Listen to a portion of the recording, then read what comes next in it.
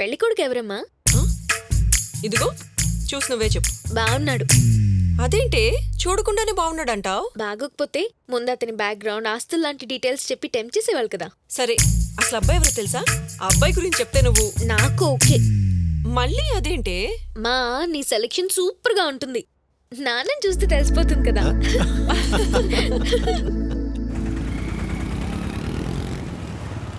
అక్క, నీకు నిజంగా బాయ్ ఫ్రెండ్ లేడా? ఉన్నాను, కానీ ఇగ్నోర్ చేస్తుంది. హాయ్ ఆడి. అవును, నువ్వెందుకు వచ్చా? నన్ను ఏం చేయమంటావు?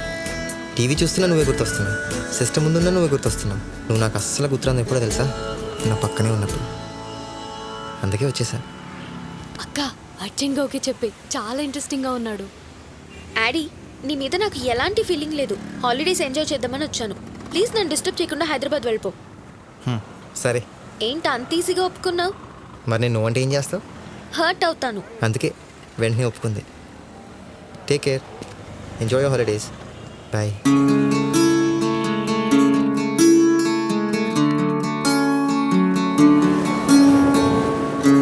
పండు,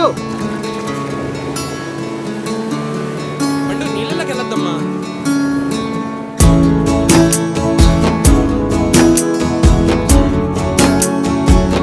తాతగారు, ఏం బాబు, ప్రేమించిన అమ్మాయికి అబద్ధం చెప్తే తప్ప? ప్రేమ నిజమైతే మిగతాదంతా అబద్ధమైనా పర్లేదు బాబు.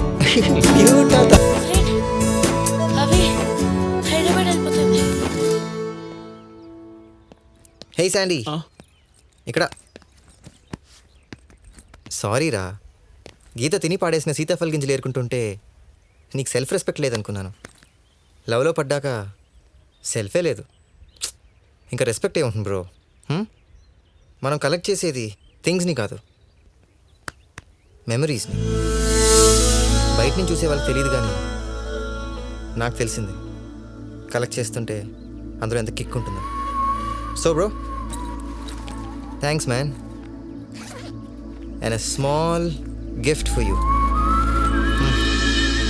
And this is for you. Huh? Thanks. Bye guys. ఎక్కడికి వెళ్ళావాడి? ఇంటికి వెళ్ళినా లేవు, గ్రౌండ్కి వెళ్ళినా లేవు. ఖాళీ సీసాలు అమ్ముకొని తాగి నా లైఫ్ నేను. సర్లే, ఇవన్నీ నీకు అవసరం లేదు, కానీ 1 second bro, 1 second please.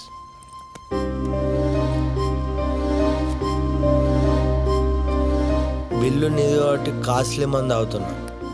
Cheap liquor తాగితే చచ్చిపోతా. మళ్ళీ నాకు పనిష్మెంట్ కూడా తగ్గిపోతుంది. I hate you.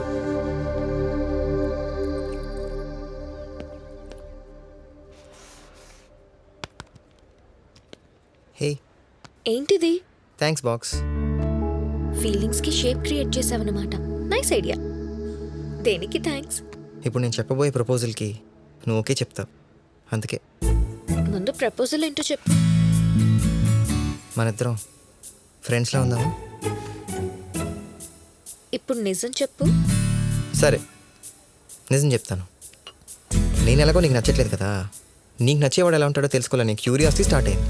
సో వాడెవడో తెలిసే వరకు నీతో కలిసి ట్రావెల్ చేయొచ్చా?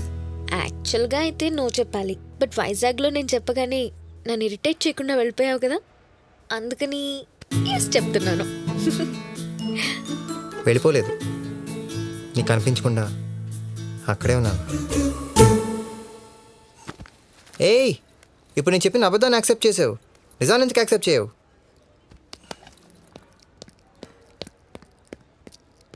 ఇప్పుడేంటి, నాకు నచ్చినవాడు ఎలా ఉంటాడో నీకు తెలియాలి, అంతేగా?